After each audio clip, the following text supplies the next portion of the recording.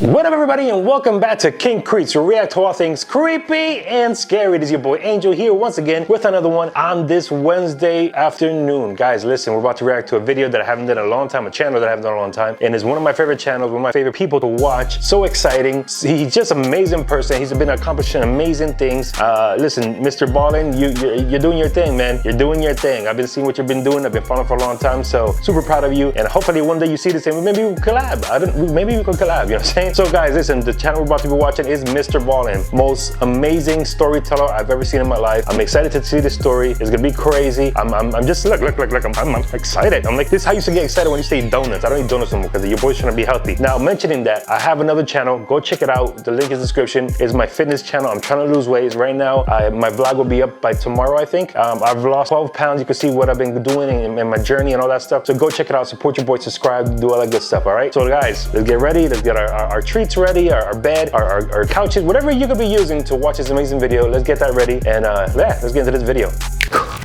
Okay, you guys ready? I'm ready.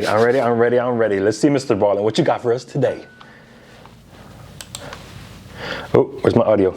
Let's start over. In order to appreciate today's story, I actually have to give something away right now. Oh, and that is, nice. The main character survives. The reason I have to tell you that is because during this story, there is a really intense event that happens. Okay. And I use really specific descriptions for how something looked, how something felt, how something smelled. And if you didn't know, I was pulling that from the survivor who lived to tell the tale. You might think I was just making it up. Okay. But I'm not.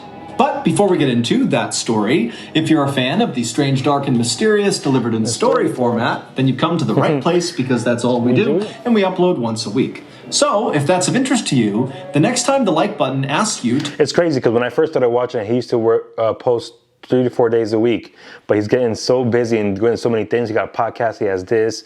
He's so busy that he had to cut it down to 1 a week, but the stories are always so good. So yeah, man, I'm excited. Pick up some cereal for them, say yes, and then go to the store and buy the big single biscuit shredded wheat cereal. Also, please subscribe to our channel and turn on all notifications so you don't miss any of our weekly uploads. Okay, let's get into today's story. I'm ready.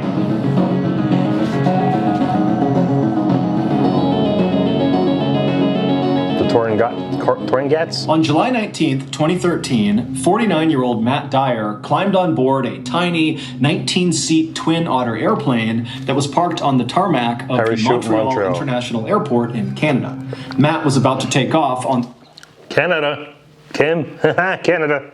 First of 2 flights that would take him and 7 other adventurous people deep into one of the most remote and wild regions in North America. For Matt, this trip was going to be the most amazing journey of his life. He had seen the ad for this 2-week-long expedition about a year earlier when he was looking through a magazine put out by an environmental organization called the Sierra Club. How to not die doing this. Even though Matt was a... That's a very good thing to read. How to not die doing this. Very, very important to know. So, yeah. He didn't make much money. He lived in this tiny town in central Maine where he made a living by offering either free or very low-cost legal assistance for some of the state's poorest residents. But Matt was an avid outdoorsman, and when he saw the opportunity to explore one of Canada's newest national parks that was so far north it was practically in the Arctic Circle, he decided the hefty $6,000 price tag was well worth it. 2.5 hours later, after flying over 900 miles due north away from the airport... I like that he puts the miles and the kilometers for people who did not, who use either one. So very interesting. In Montreal, the Twin Otter airplane that Matt and the others were riding on touched down on a narrow gravel landing strip situated between this huge forest on a mountainside and a river on the other side. After climbing off the plane with all of their equipment, Matt and the 7 others hustled their way over to this stretch of flimsy plywood buildings that lined the runway. These buildings and this entire area they were in was not a part of the this new national park they were going to. This was like their staging area to prepare and get ready before catching another flight that would bring them into the park. And so Matt and the 7 other people he was with, which included the 2 trip leaders from the Sierra Club, they would stay at this temporary base camp for the next couple of days, going over their hiking routes and talking about emergency procedures and protocols. And then after those 2 days were up, the group felt like they were ready. And so the group packed up all their things and they boarded the tiny float plane out. It's crazy because when you think you're ready for something and you're like at the point where you're like, you know, I got this, I know what I'm doing, and then something crazy happens, like, did I really know what I was doing? Did I really have everything ready? So yeah, you're never ready enough, I feel like, and no matter what situation is in life. The water that would take them to their final destination, this new Canadian national park, better known as the Torngat Mountains. 45 minutes later, the pilot of I want to go to Canada. I'm not going there because there's killer bears. float plane began to descend through the clouds to make their landing on a little water inlet. And as the pilot did that, Matt and the 7 others were able to look out the window and actually see the Torngat Mountains for the first time. That would be so dope to be like be in a helicopter or airplane, whatever it is you're in, and to see this view. Amazing, amazing. Now, all of them had seen dozens and dozens of pictures of this area, but seeing it for the first time in person was still shocking. The area looks like an alien planet. The wilderness in and around the Torngats is not the same kind of wilderness we think of when we think about going hiking in the forest or going camping or something. No, the wilderness in the Torngats is primordial. It's like you're looking out at a place from the very beginning of time, like dinosaurs should be walking around this area. As far as Matt could see, in any direction were these huge, jagged mountains that had been carved out of the earth by glaciers hundreds of thousands of years ago, and those same glaciers had created hundreds of waterways between the mountains called fjords that almost looked like blue-veined fingers. And even from high up in the plane, Matt could look down and the water of these fjords were so clear that he could see these speckled backs of brown trout swimming beneath the surface. You see what I'm saying? This dude, like, he describes it so well that you could picture everything in your head. He's amazing. He's amazing. Okay, let's continue.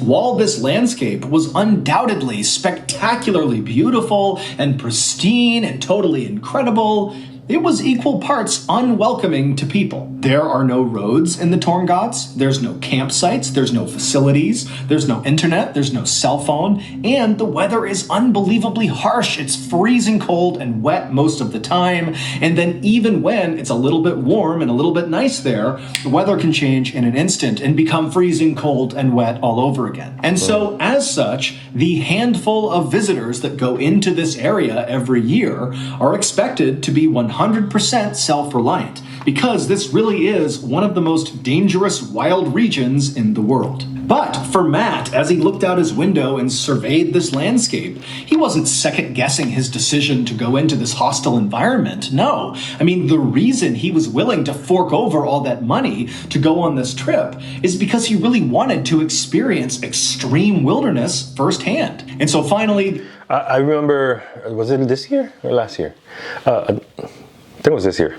Me and my family went to Tennessee, Gatlinburg, Tennessee, and on our way leaving, my wife sees this trail, and she's like, honey, let's go walk in the trails. And I said, no, you crazy? That's for crazy people. There's animals and they're gonna eat you and stuff like that. But that wasn't really the truth. The truth was the fact that I felt like, because of the weight I was, how heavy I was, I knew I wasn't gonna last a long time, and I'm gonna just be a nuisance. I never used that word. Yeah, I was gonna be a nuisance and annoy my family because I'm complaining because I'm tired and my legs hurt. And so that's one of the reasons why I decided to try to lose weight. I know this has nothing to do with this video, but just it reminded me of this situation.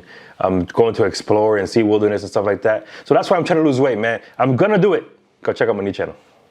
Pilot of the float plane came into land on this little water inlet, and then the pilot ferried the craft over to this beach, and then Matt and the 7 others piled off onto land with all of their things, and then as the pilot turned around and left, the 2 Sierra Club trip leaders, a 61-year-old man named Rich Gross and a 60-year-old woman named Marta Chase, told the group to pick up their things and follow them. And so Rich and Marta led the hikers about 500 feet away from where they had just been dropped off, up to this slightly elevated, mostly flat area that kind of overlooked the fjord and had this incredible view of all the mountains around them. Now, unlike the temporary base camp they had been at for the past couple of days, this camp was nowhere near any forests. They were basically on a wide open plain that kind of went right up into these mountains. So it's very wide open where they're staying. And so after Rich and Marta instructed the group where to set up their tents, Matt and the others got to doing that. And then after they were all set up, Rich and Marta put a small electric fence around the perimeter of their tents to keep any nosy animals out. And then the group headed up a little bit higher on this mountain near them to take their first group photo. And in this photo, they all looked so happy and so excited for what's to come. And over the next couple of days, their trip would go exactly to plan. During the daytime hours, they would hike all of their pre-planned hiking routes all over the mountains and down near the water. And at night, they would eat their food and drink fresh water from the fjord and swap stories from back home. But their perfect trip was about to become a nightmare. So I'm saying, it's crazy how you could be super happy, excited, and everything's going amazing, and just bam, snap of a finger, everything just changes, your life changes. It could be for the great, it could be for the worse. You know what I'm saying? For the great or for the worse, for the good or for the worse. But yeah, it's crazy how things change, you know what I mean, so quickly.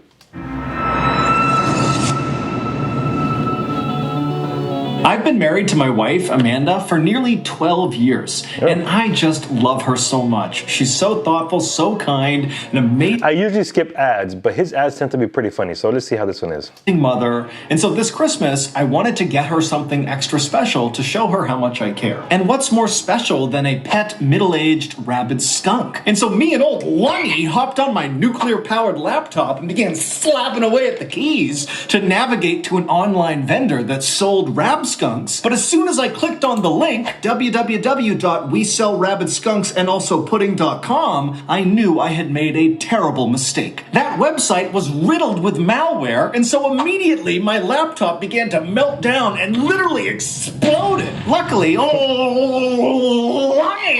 shielded me from the blast, and then after the nuclear winter had subsided, Lunny put on... And then after the nuclear winter had subsided, Lungy put on his traditional gakti and he said, Lupeta uden drayekeshen, ayutaninen rukeshta. I was about to say, I don't know if this is actual Finnish, but it says actual Finnish. Which of course in Finnish means, stop causing nuclear explosions. Sign up for NordVPN. A VPN, or virtual private network, is a service that keeps you safe while you browse the internet. And NordVPN is the brand name in the space. Not only will NordVPN keep all of your information safely behind their wall of next generation encryption. If you don't have VPN, go check this out. I don't have it, but maybe one day I'll get it when I'm not so broke. Subscribe. Help your boy out so you could get VPN one day. Help me out. Help me out. But also, most importantly, they will block malware hosting websites along with annoying ads and botnet control. So, if you're tired of your Christmas shopping turning into nuclear explosions, then take Lungy's advice and sign up for NordVPN today. Right now, you can get a 2-year plan at a huge discount, plus 4 additional months for free when you go to nordvpn.com/Mr. Ballen. And it's risk-free with Nord's 30-day money-back guarantee. That's nordvpn.com/Mr. Ballen, or click the link in the description below. Go do that if you need it. Story. Thank you. Get back to the action. You gotta admit, that was a pretty cool, ad. He's pretty hilarious there. Yeah. In the early evening hours of Tuesday, July 23rd, so 2 days after the group arrived in the Torngat Mountains, Matt and the others returned from one of their hikes. Now, the day had been cold and rainy, but the group was in good spirits. This was their last day at this particular camping spot. The next morning, they were going to pack up and head farther inland to their next camping spot. Okay. After Matt and the others had put their gear back inside of their tents, they came back out to see that Rich and Marta, the two trip leads had organized a special feast for the group to celebrate the successful beginning of their trip. And so the group all sat around eating salami and crackers and drinking rum mixed with lemonade as they talked excitedly about the next couple of days They're getting lit. they could expect. At some point during the festivities, Matt was tired, and so he broke away from the group. He climbed back inside of his tent, got inside of his sleeping bag, and before long, he was fast asleep. A few hours later, around 3:30 in the morning, Matt suddenly woke up. He Witching hour. had no idea what had woken him up. And so for a second, he just lay there listening to the outside world and just kind of staring straight up. Now, the moon was out that night, so there was some illumination. And as he looked straight up at the underside of his tent, he sees this huge figure move across the side of his tent and then stop right on top of him. And then before Matt's brain could process what was happening, this huge figure began pressing down on the fabric of Matt's tent. And so he's seeing his tent collapsing in on him. Matt's not doing anything. He's not saying anything. He's just watching. And That's why I don't go camping. My son wants me to go camping with him. He's in part of this program, kids program at our church. And once a year they go camping. And he wants me to go with him. And when I watch stuff like this, it makes me not want to do it. You know what I'm saying? I want to support him, but can we camp inside the house? Is that possible? No.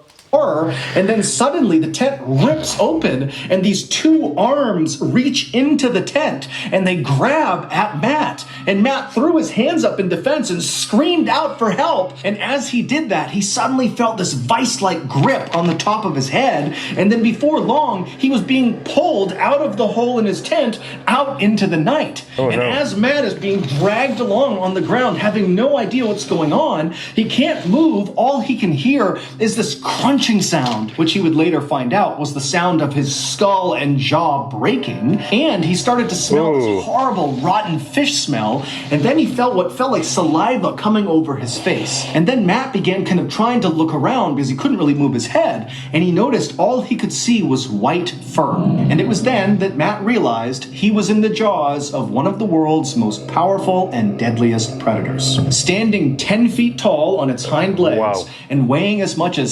1,700 pounds, the North American That's like the same weight of my car. polar bear sits right on top of the Arctic food chain. And now this apex predator was dragging Matt by the skull down to the beach where Matt knew he would be eaten, even if Matt was still alive when the eating began. When the bear first ripped open Matt's tent and Listen, no. That's why I want to go out into the world and explore mountains and jungles, well, not jungles, and you know, like, go hiking, and I want to do stuff like this. But watching this makes me not want to. Mr. Ballen, thank you for warning me. Listen, I can't. No. My wife wants to go hiking, but listen, I'm going to go hiking where I know there's no animals. How do you find that? I have no idea, but we're going to figure this out. bit down on the top of his skull, Matt let out that scream, and it actually woke up the entire camp. And one of the first people to emerge from their tents to see what was going on was one of the trip leaders, Marta. And so she jumps out of her tent, and just 3 feet away from her, she sees this huge polar bear on its hind legs diving into the tent to get after Matt. And so Marta instinctively yells out to Rich to get his flare gun, and she dove back into her tent to retrieve her own flare gun. But by the time she and Rich had both emerged, gun in hand, this polar bear had already dragged Matt 200 feet away from the camp. And by this point, the other hikers in the group had also emerged from their tents, and after realizing what was going on, they just stood there, absolutely paralyzed with shock, staring at this bear dragging one of their companions down to the beach to be killed. Then, after Rich fired his flare gun generally in the direction of the bear, it kind of snapped the group out of their paralysis, and then moments later, they were all screaming and banging pots and pans to try to terrify the bear into releasing Matt from its jaws. Matt couldn't hear the sounds of his companions calling out to try to save him, nor did Matt feel any pain. He was in shock. The only thing going through Matt's head as he was being dragged along... The only thing going through his head was the teeth of the bear. I know that's not what he meant, but I just thought it was funny. The ground. It's not funny that he got bit. That's horrible.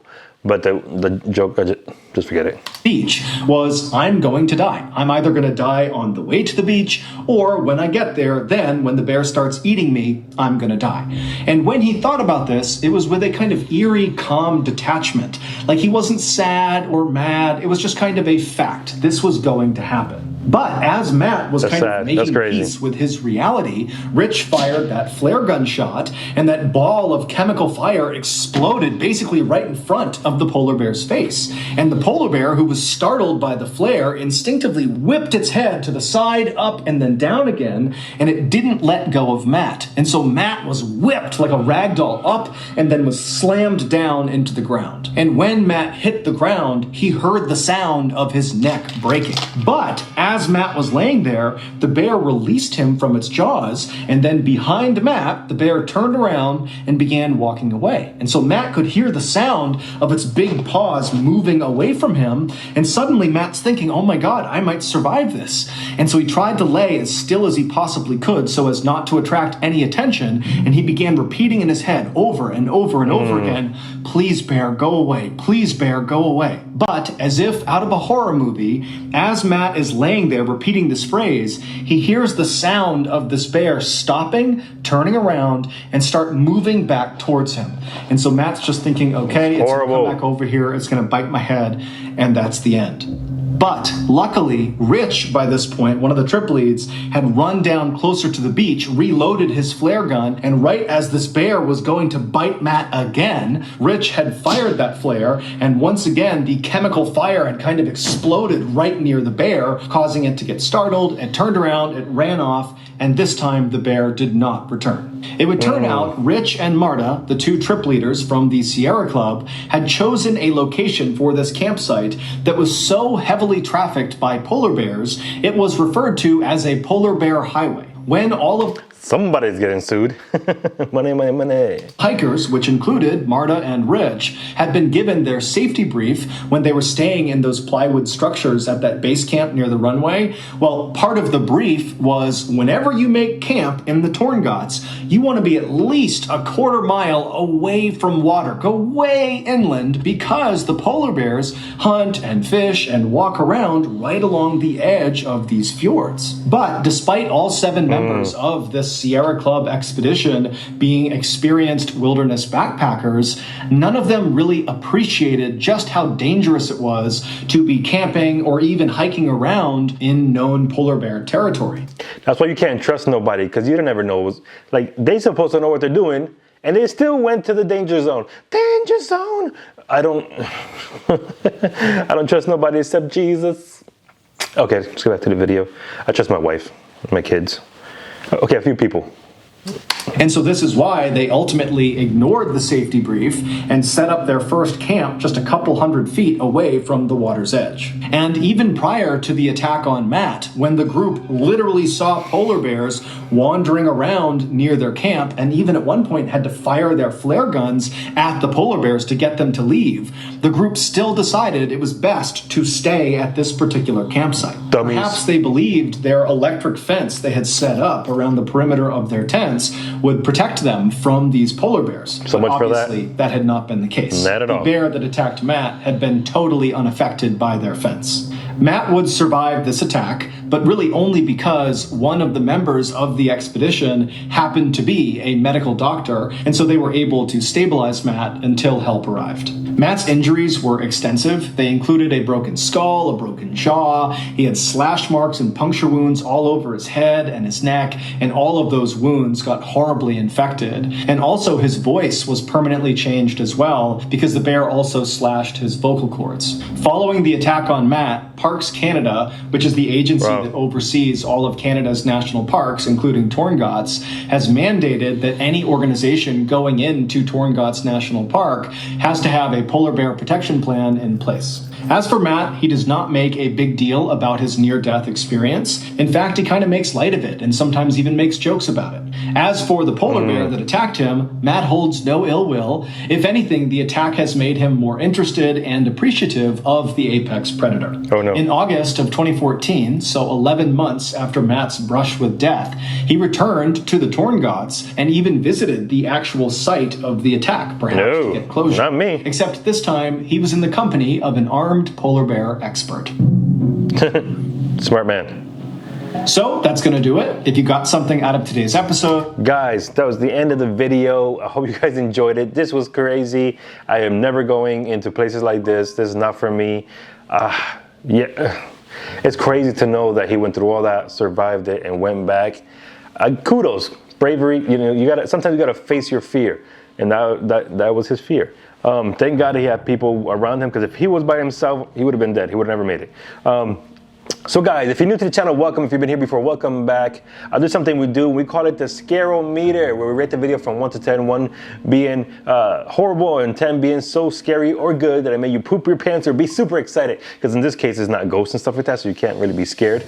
You could be scared for the guy. But anyways, so we're going to rate it. I'm going to give my rating, how I thought about the story. I'm going to give this one a 10. Listen, this story was crazy. I love how he tells the story, how he breaks everything down. I feel like I'm there. Thank God I'm not there, because I have a lot of meat on me, so that bear would have a lot of dinner for him and some other bears. So yeah, man, I'm gonna give it a 10. Comment down below, let me know what you give it, how if you liked it, if you want to see more stuff like this, more stories by Mr. Ballen or different people, and that's something I will incorporate as well. So guys, hope you enjoyed it. I hope you had a good time. If you can, do all those things that help this channel, which is subscribe, like, and share, and just be part of this journey, and let's grow and be scared and due to our pants of fear. That's what our goal is, all right? So guys, let's do those things, help your boy out, and remember, if it's creepy or scary, we'll watch it. See you on the next one. Deuces.